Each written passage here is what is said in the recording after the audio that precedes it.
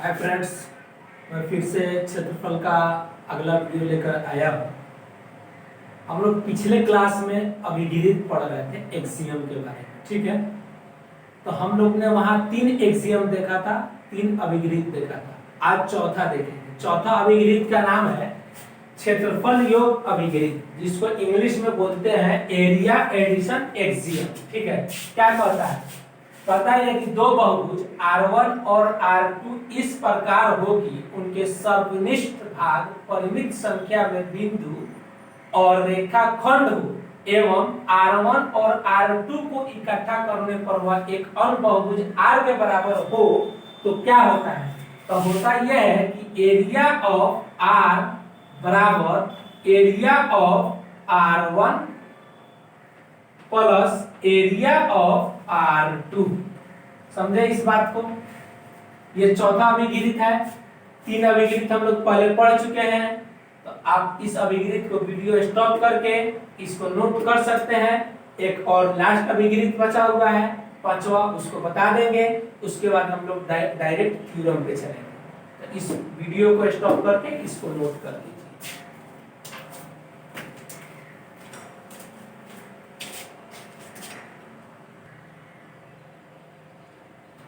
अब ये लास्ट वाला है अभिगिरित, इसका नाम है आयताकार प्रदेश का क्षेत्रफल अभिगिरित। ये क्या कहता है?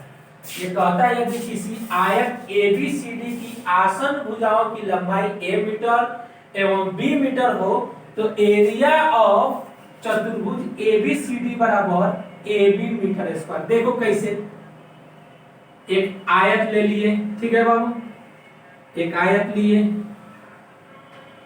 और उसका हमने नाम दिया A B C D, और आसन भुजा कहते हैं लगातार भुजा को, ठीक है। अगर ये इस भुजा को हम A मीटर बोले, ये वाला भुजा B मीटर, ठीक है। तो जब ये A मीटर, तो आयत की आमने सामने की भुजा समान होती है। तो ये A मीटर, तो ये वाला भी A मीटर, ये B मीटर, तो ये वाला B मीटर, ठीक है। तो हमको क्या बोला है? हमको ये बोला है यदि किसी आयत ABCD की आसन भुजाओं की लंबाई A मीटर एवं B मीटर हो। आसन भुजा ले लिए, आयत ABCD लिए, इसमें आसन भुजा, एक भुजा A मीटर, दूसरा भुजा B मीटर। आसन भुजा बोलते हैं लगातार भुजा लिए, तो उसका क्षेत्रफल होगा, क्या होगा? A गुने B, यानी दोनों आसन भुजाओं को गुना करेंगे, अब मीटर स्क्वायर होगा, या AB वर्ग मीटर बोलिए, बात से। तो इसको आप वीडियो स्टॉप करके नोट कीजिए, ठीक है। अब हम बात करते हैं, यदि अब हम बात करने जा रहे हैं, ठीक है, वर्ग की। कह रहा है यदि वर्ग की प्रत्येक भुजा A मीटर हो, तो ठीक है, क्या करेंगे? देखो दोस्तों, यही ना वर्ग हुआ। वर्ग किसे कहते हैं? ऐसा समानांतर चतुर्भुज जिसका प्रत्येक भुजा आपस में बराबर हो और प्रत्येक कोण 90 डिग्री का हो, इसे क्या कहते हैं? वर्ग कहते हैं। चलिए, इस वर्ग का हमने नाम दिया A B C D।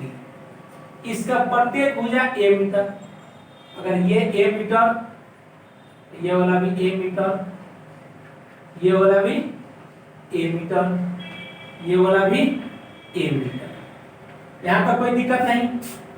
तो बोला कि यदि वर्ग की प्रत्येक भुजा A मीटर हो, तो एरिया ऑफ चतुर्भुज ABCD बराबर क्या होगा? दोस्त, अभी तो हम लोग देखा है ना कि आयत का क्या देखे हैं लोग? आयत का क्षेत्रफल क्या होता है? आसन भुजाओं का गुणनफल होता है। ए, वहां एक भुजा ए था, दूसरा भुजा बी था, तो ए बी मीटर स्क्वायर लिए थे। यहाँ पर देखो ना आसन भुजा क्या है, ए है, ए है, तो ए को ए से गुना करोगे क्या हो जाएगा, ए स्क्वायर मीटर स्क्वायर, ठीक है। या ऐसे बोलो ए स्क्वायर वर्ग मीटर, ठीक है, कोई दिक्कत नहीं। ये बात समझ में आया? इसको भी आप वीडियो स्टॉप करके नोट कर सकते हैं। हम अब आगे बढ़ रहे हैं। एक नोट में एक बात लिखिए, ठीक है। नोट में एक बात लिखाएंगे जो एक साधारण प्रतिज्ञा है, उसको हम सिद्ध नहीं करेंगे, ठीक है, क्योंकि एनसीईआरटी में नहीं दिया है, बस हमको याद रखना है क्या साधारण प्रतिज्ञा है।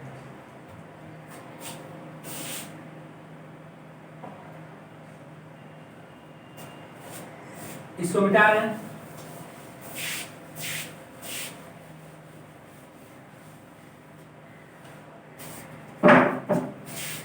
नोट में लिखना है, ठीक है। समांतर चतुर्भुज का प्रत्येक विकर्ण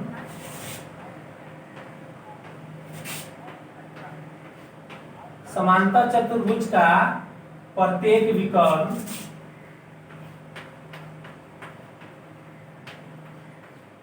समांतर चतुर्भुज का प्रत्येक विकर्ण उसे दो बराबर क्षेत्रफल वाले उसे दो बराबर क्षेत्रफल वाले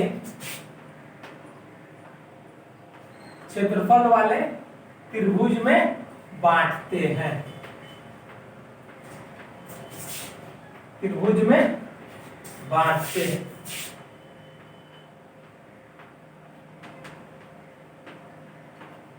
क्या लिखे? समांतर चतुर्भुज का प्रत्येक विकर्ण उसे दो बराबर क्षेत्रफल वाले त्रिभुज में बांटते हैं। यहां तक कोई दिक्कत नहीं होनी चाहिए, ये बात याद रखना है, नोट की बात है। समांतर चतुर्भुज का प्रत्येक विकर्ण उसे दो बराबर क्षेत्रफल वाले त्रिभुज में बांटते हैं। कैसे? आप बोलिएगा सर कैसे? देखो हम प्रूफ नहीं करेंगे, इसको प्रूफ किया जाता है, ठीक है, लेकिन हम तुमको समझा दे रहे हैं। लो एक समांतर चतुर्भुज, क्या लिए? ए बी सी, वह क्या लिखेंगे? लिखेंगे समांतर चतुर्भुज, समांतर चतुर्भुज ए बी सी डी, ठीक है। समांतर चतुर्भुज ए बी सी डी में कोई दिक्कत यहां तक?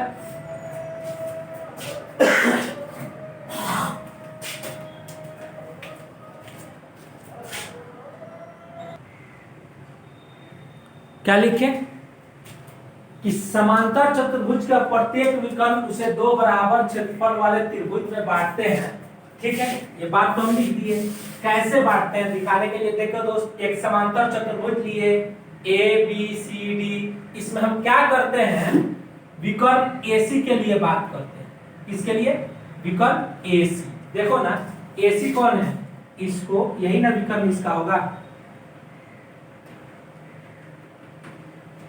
यही ना विकर्ण होगा। विकर्ण एसी के लिए, विकर्ण एसी के लिए अगर हम बात करने जाएंगे तो हम एसी विकर्ण खींचे तो आपको दिखाई देता होगा कि ये पूरे चतुर्भुज को एसी विकर्ण दो त्रिभुज में बांटा। ये क्या कहा? नोट में क्या लिखे कि समांतर चतुर्भुज का प्रत्येक विकर्ण उसे दो बराबर क्षेत्रफल वाले त्रिभुज में बांटते हैं। तो एसी विकर्ण के लिए हम क्या लिखेंगे? एरिया ऑफ ये वाला त्रिभुज ए डी सी, त्रिभुज ए डी सी बराबर होगा कौन त्रिभुज? ये वाला त्रिभुज का, त्रिभुज ए बी सी। लिखेंगे एरिया ऑफ त्रिभुज ए बी सी। एसी विकर्ण के लिए अब बात करते हैं विकर्ण बीडी के लिए। विकर्ण बीडी के लिए,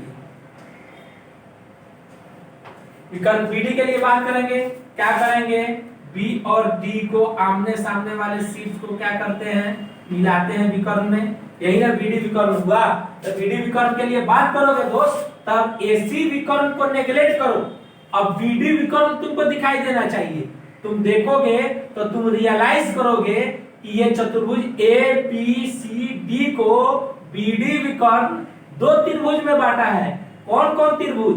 एक त्रिभुज हो गया बी ए डी, दूसरा का डी सी बी।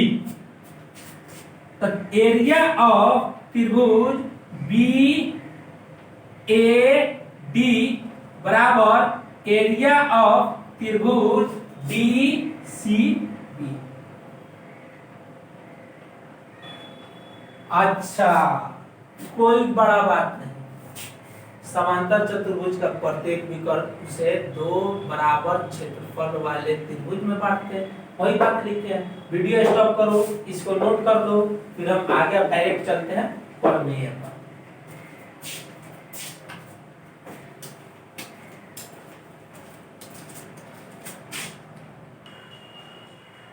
अब चलिए अब देखते हैं हम, ठीक है। आप लोग का क्षेत्रफल का पहला प्रमेय है, ठीक है। प्रमेय क्या कहता है, ध्यान दीजिएगा इस पे, ठीक है। प्रमेय कहता है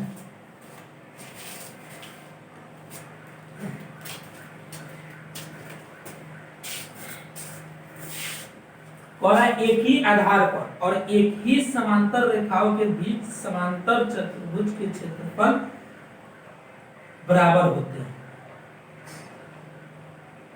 एक ही आधार और एक ही समांतर रेखाओं के बीच समांतर चतुर्भुज क्षेत्रफल में क्या होते हैं, बराबर होते हैं। हमने क्या लिखा, लिखा मान लिया समांतर चतुर्भुज एबीसीडी और पीबीसीडी, दो समांतर चतुर्भुज लेते हैं हम, दो समांतर चतुर्भुज जो एक ही आधार बीसी पर। देखो दो समांतर चतुर्भुज कौन कौन लिए, ध्यान से देखो। एक ये आपको दिखता होगा ए बी सी, ये वाला एक समांतर चतुर्भुज दिखा होगा, ए बी सी, ये वाला ए बी सी डी, ये इसको नेगलेक्ट कीजिए, इसको नेगलेक्ट कीजिए, दिख रहा होगा ए बी सी डी, एक समांतर चतुर्भुज ये था। और एक और समांतर चतुर्भुज ये कौन सा, पी बी सी क्यू, ठीक है। पी बी सी क्यू, इसको नेगलेक्ट कीजिए, इसको नेगलेक्ट कीजिए, दिख रहा है एक समांतर चतुर्भुज। ये कुछ ऐसे है, कैसे है, कुछ ऐसे, पी क्यू सी डी ऐसे। इसमें तो कोई दिक्कत नहीं है, इसमें कोई दिक्कत नहीं होगा, ठीक है। ऐसे तो कह रहा है कि ये दोनों समांतर चतुर्भुज देखो ना एक ही आधार पर बना है कि नहीं। अगर ए बी सी की बात करोगे, ए बी सी डी का तो इसका आधार बीसी है, पी बी सी क्यू की बात करोगे इसका भी आधार बीसी है, और दोनों चतुर्भुज दो समांतर रेखाओं के बीच में बना हुआ है। कौन समांतर रेखा, बीसी और ए क्यू, वही तो लिखे है दोस्त, बीसी और ए क्यू के बीच में स्थित है। सिद्ध क्या करना है, सिद्ध क्या करना है, हमको सिद्ध करना है समांतर चतुर्भुज एबीसीडी का क्षेत्रफल बराबर समांतर चतुर्भुज पीबीसीक्यू का क्षेत्रफल। यानी ये वाला चतुर्भुज का क्षेत्रफल देखना, इसको हटा दिए, इसको हटा दिए, ये वाला चतुर्भुज, ये वाला, ठीक है। और इधर से इसको हटाए, ये वाला पूरा चतुर्भुज का क्षेत्रफल आपस में बराबर होना चाहिए। तो चलो क्या करते हैं, अब सिद्ध करना है, ठीक है। तो सिद्ध कैसे करेंगे, ध्यान देना, लिखते हैं उपपत्ति। पहले समझ लो कैसे सिद्ध करेंगे। चलो दोस्तों देखो, इसको समझने के लिए ध्यान देना। हम क्या करते हैं कि हमको यहाँ पे दो त्रिभुज दिखाई दे रहा है। कौन कौन त्रिभुज दिखाई दे रहा है, ए बी पी। एक और कौन त्रिभुज दिखाई दे रहा है, क्यू सी डी। ये त्रिभुज और ये त्रिभुज को क्या करते हैं, हम सर्वाक्षम सिद्ध कर देते हैं। सर्वाक्षम सिद्ध कर देंगे तो अभी तो पढ़े हैं सर अभी कि दो सर्वाक्षम त्रिभुज का क्षेत्रफल आपस में बराबर होता है। तो क्या होगा, ये त्रिभुज और ये त्रिभुज का क्षेत्रफल आपस में बराबर हो जाएगा, ठीक है। अगर दो बराबर चीज में कोई एक्स्ट्रा चीज दोनों तरफ जोड़ते हैं बराबर ही, तो बराबर होगा। तो अगर ये क्षेत्रफल बराबर हो जाएगा तो बचेगा बीच वाला ये चतुर्भुज ही ना, PBCD। तो ये चतुर्भुज का क्षेत्रफल अगर इसमें भी जोड़ दे और इसमें भी जोड़ दे फिर भी बराबर रहेगा, कोई फर्क नहीं पड़ेगा। वही काम करने जाएंगे, उत्पत्ति में हम चलते हैं, ठीक है, आगे बढ़ते हैं, लिखते हैं। चूंकि देखना दोस्त, ABCD एक समांतर चतुर्भुज है। क्या है? एक समांतर चतुर्भुज है। तुम देखना यहाँ चतुर्भुज लिख लेना, जगह की कमी है इसी कारण हम लिख रहे हैं, ठीक है। समांतर चाहे लिख देते हैं, तुम लोग बोलोगे क्या हो रहा है।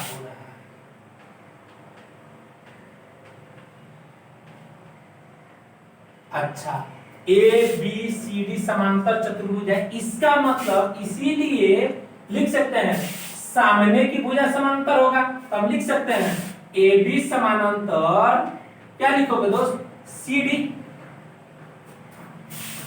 AB समानांतर CD। अब देखना, ध्यान से देखना, संगत कोण पड़ा है, ये रेखा और ये रेखा समानांतर है। ये दोनों समांतर रेखा का प्रतिच्छेदी रेखा है, तो संगत कोण कौन होगा? ये वाला कोण हुआ और ये वाला, ठीक है। तब लिखें, तब क्या लिखेंगे?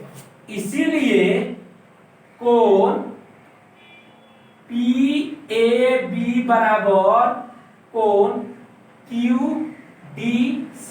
कोई दिक्कत नहीं होनी चाहिए, कोई दिक्कत दोस्त। ये रेखा और ये रेखा समांतर रेखा है, AQ दोनों समांतर रेखा का प्रतिच्छेदी रेखा है, तो नहीं ये कोण हुआ ये कोण संगत कोण से बराबर नहीं होगा। तो यहाँ QDC संगत कोण से, कहां से? संगत कोण से। यहाँ रीजन देके, कारण देके, संगत कोण से। अच्छा ठीक है सर, चलो अब लिखते हैं, चूंकि इधर ABCD चतुर्भुज लिए ना, अब लेते हैं PBCQ दूसरा का चतुर्भुज।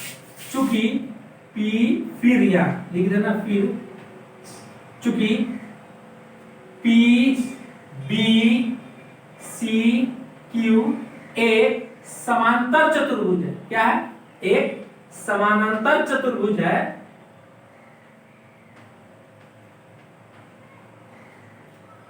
समांतर चतुर्भुज है, इसलिए यहां पे कौन कौन सा होगा?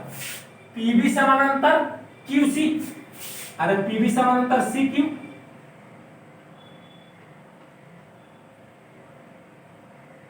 इसीलिए नहीं लिख सकते हैं। अब देखो दोस्तों, यहाँ PB CQ समानांतर रेखा है, AQ इसका प्रतिच्छेदी रेखा है, तो यहाँ पे देखना है ये वाला कोण और ये वाला कोण बराबर होगा संगत कोण से। तो क्या लिखेंगे? कोण APB, कोण APB बराबर कोण DQC। कहां से? संगत कोण से, संगत कोण से। इसको छापो, इतना फिर आगे बढ़ेंगे, बोर्ड की जगह की कमी है। आगे बढ़े। अब देखो दोस्त, एक काम करो, इसको एक मान लो और इसको दो मान लो। अब चलो, हम पहले ही बोले हैं कि देखो दोस्त, हमको सिद्ध करने के लिए हमको सबसे पहला काम ये त्रिभुज और ये त्रिभुज को सर्वाक्षम सिद्ध करना है। अब हम बात करेंगे त्रिभुज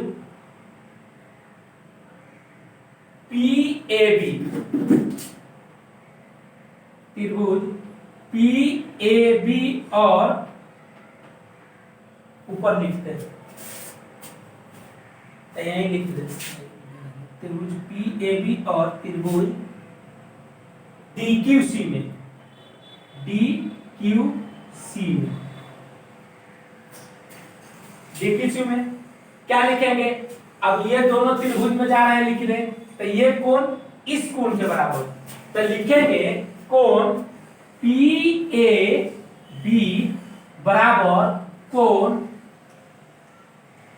क्यू डी सी। कहां से? एक से। अभी तो हम यहां दिखाए है ना, एक से, यहां लिख देंगे एक से, ठीक है। और उसके नीचे लिखेंगे कोण, अब ये वाला कोण हुआ, ये वाला कोण हुआ और ये वाला कोण हुआ बराबर।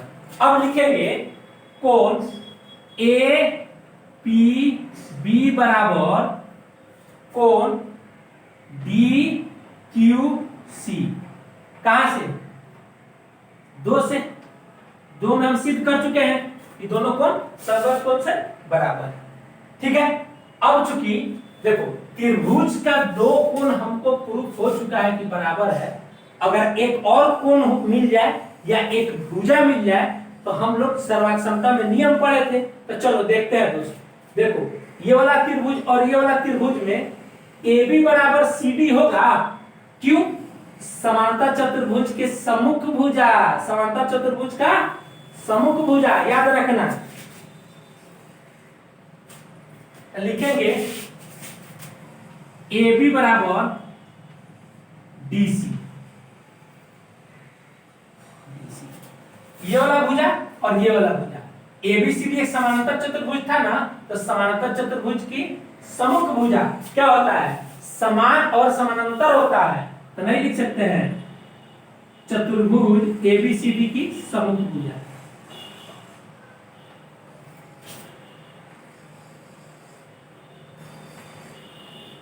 सम्मुख भुजा, ठीक है। अब देखो हमको क्या बना? एंगल, एंगल साइड सर्वक्षमता। इसको नोट करो, दिखाई दे रहा है? देखो एंगल, एंगल साइड सर्वक्षमता।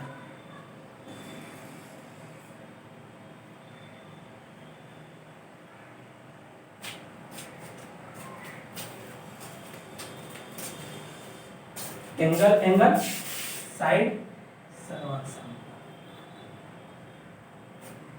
ठीक है। तो ये हमको सिद्ध हो गया, यहां लिख देते हैं, वीडियो स्टॉप करके लिख लेना।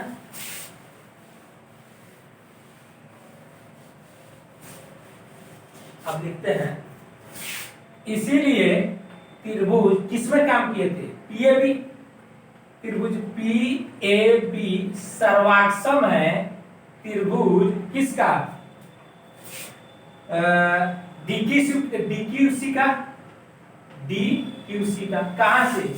Angle, angle angle angle side सर्वाक्षमता से, एंगल, एंगल साइड सर्वाक्षमता से, ठीक है, सर्वाक्षमता से। कोई दिक्कत नहीं। तो हम जानते हैं, चूंकि लिखेंगे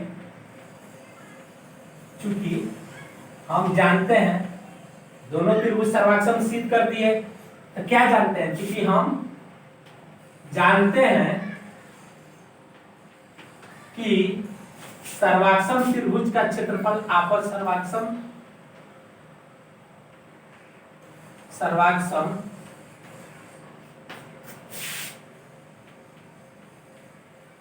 त्रिभुजों का क्षेत्रफल, क्षेत्रफल बराबर होता है।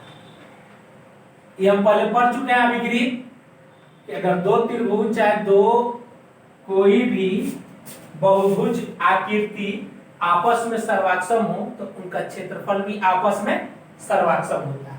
तो हम पढ़ चुके हैं, वही लिखे, चुके हम जानते हैं कि सर्वाक्षम त्रिभुजों का क्षेत्रफल बराबर होते हैं,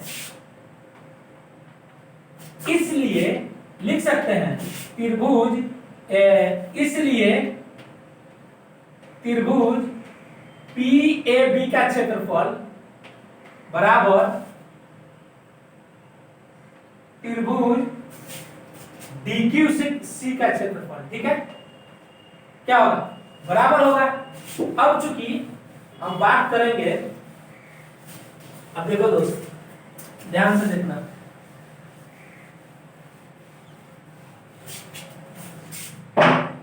इसको सर्वाक्षम सिद्ध कर दिए, सर्वाक्षम सिद्ध हो गया। तो सिद्ध होने के बाद हम लोग अभिगृहित पढ़ चुके हैं कि दो बहुभुज आकृति अगर आपस में सर्वाक्षम होते हैं तो उनके क्षेत्रफल भी आपस में बराबर होते हैं, ठीक है। उसके बाद अब देखो क्या करेंगे, तो ये तो क्लियर हो गया, क्या था DQC था ना, तो ये तो क्लियर हो गया कि ये त्रिभुज आपस में बराबर है। अब तुमसे एक हम सवाल करते हैं, मान लो कि तुमको दिया हुआ है 5 बराबर 5, अब बोले कि दोनों तरफ 4 जोड़े, 5 जोड़ 4 अब बराबर नहीं होगा, 5 जोड़ 4 होगा ना, क्यों? क्योंकि समान चीज दोनों तरफ ऐड की है, दोनों तरफ समान चीज जोड़े हुए हैं। तो अगर हम तुमसे कहें कि ये त्रिभुज में अगर कोई चीज इधर जोड़ते हैं उतना ही चीज इधर जोड़ देंगे तो क्या दोनों बराबर नहीं होगा? आप कहिएगा सर होगा, तो होगा ना दोस्त। तो हम क्या करते हैं कि दोनों तरफ